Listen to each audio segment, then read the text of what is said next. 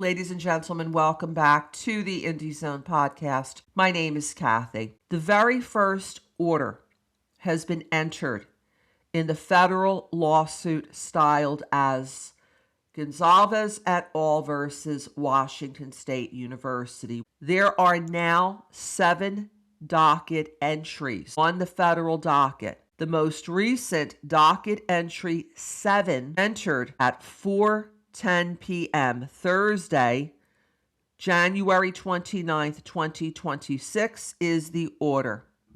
On the application for leave, that's permission, that was filed by 3 of the plaintiff's attorneys to appear pro hoc vice. If you've read the complaint or any of the court filings, you are undoubtedly aware that there are 2 groups of plaintiffs' counsel.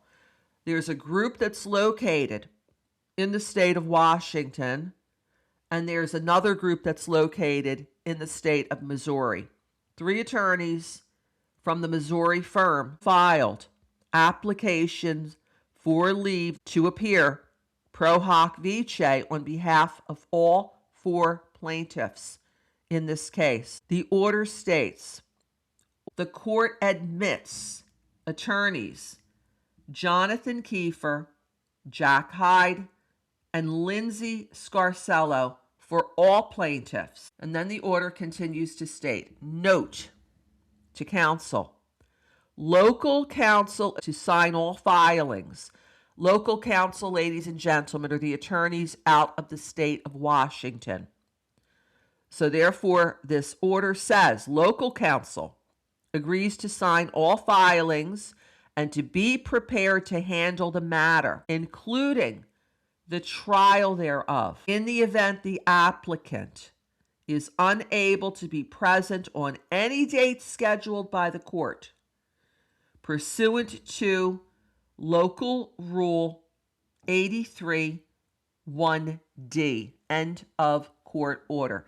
So the 3 attorneys out of Missouri have now been granted permission to make appearances in this case on behalf of all 4 of the plaintiffs. We are anticipating a response from the defense. Because the matter is in federal court, the state court rules no longer apply. It's the federal rules of civil procedure that govern. And 12 governs how and when any defenses to the complaint or objections thereto are to be presented. There is one of 2 avenues, basically, that the Washington State University can decide to take. Will they file an answer and affirmative defenses, which would include admissions or denials of all the allegations contained in the complaint, and raise any defenses to those claims that have been brought against WSU? Or they have the option under Rule 12 to file, for example, a motion to dismiss. When is the time to serve such a pleading or a motion? Within 21 days after being served with the summons and the complaint, or 60 days if service was waived. In federal court, there's a Rule 4, that allows a plaintiff to go to the defendant and basically say, will you agree to waive service of process, to be formally served, to save the time and the expense to do so? And if the defense says, yes, we'll waive, they are given additional time in return. Then their answer is due, not within 21 days of the date of service of process, but 60 days.